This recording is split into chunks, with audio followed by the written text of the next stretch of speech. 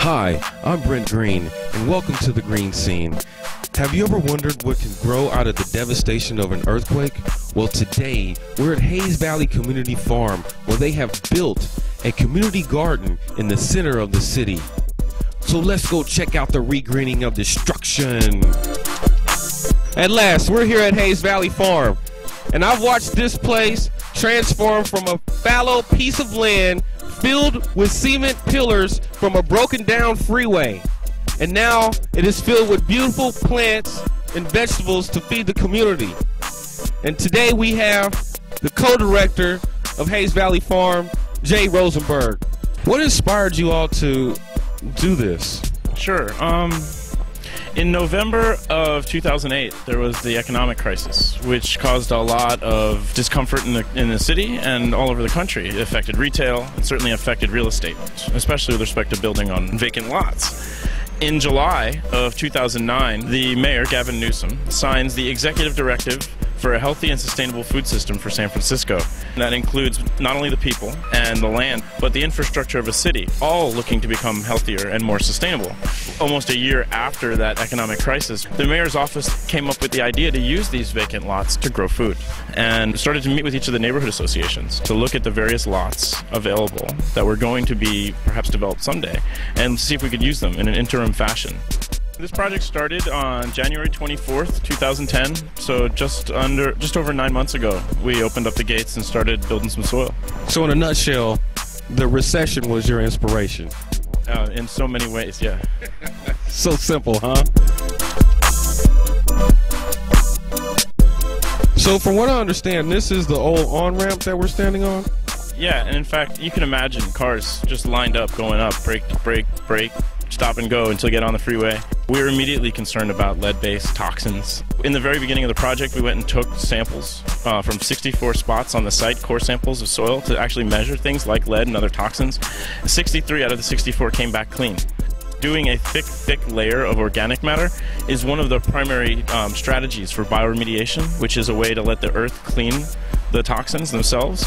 The true concern when you're growing in toxic soils, when you're growing anything in a toxic soil, is that whether or not those toxins, like heavy metals deep in the ground, become bioavailable, come through the roots, and are available in the plant itself. The good news is most plants don't do a very good job at pulling toxins out of the soil, which is what bioremediation is.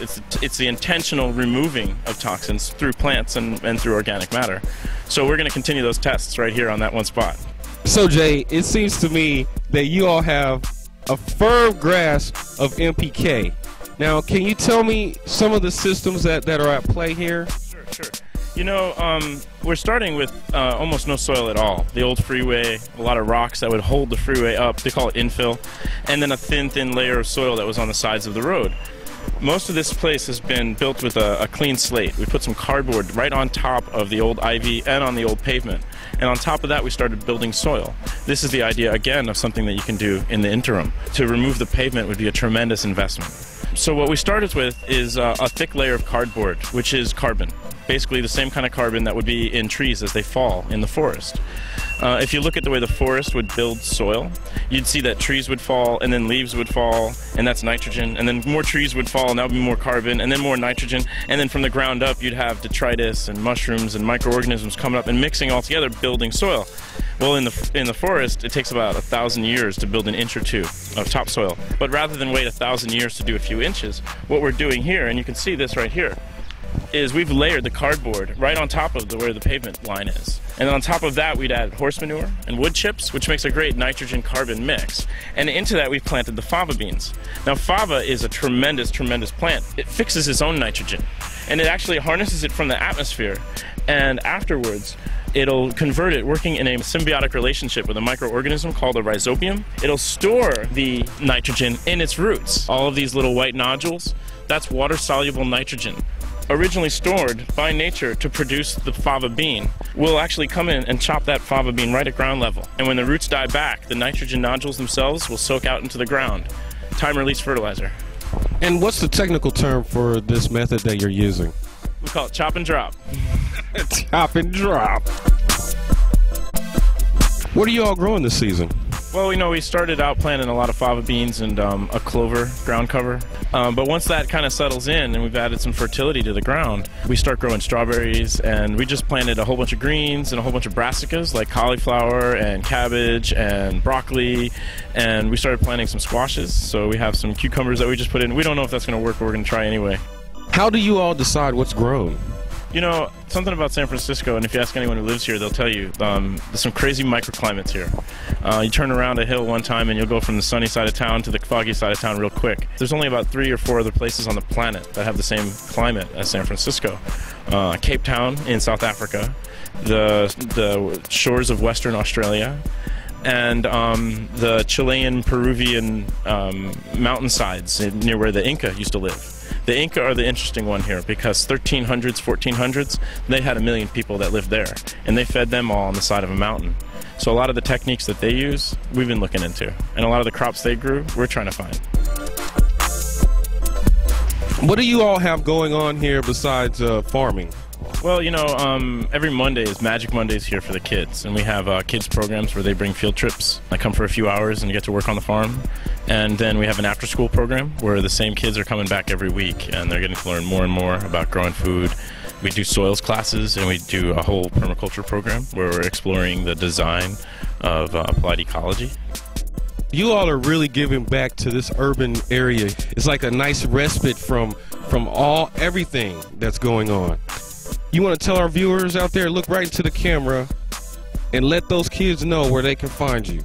So this is Hayes Valley Farm, and we're in the center of San Francisco on the corner of Octavia and Fell and Oak and Laguna. It's a giant vacant lot that used to be where the freeway touched down. So if you take the Central Freeway, 101, all the way to where it ends, just keep on going and make a left, and we're right there. You better go to our website. That would be www.hayesvalleyfarm.com. That's right, you heard them. www.hayesvalleyfarm.com. So we're here with... My name is Beth Ferguson.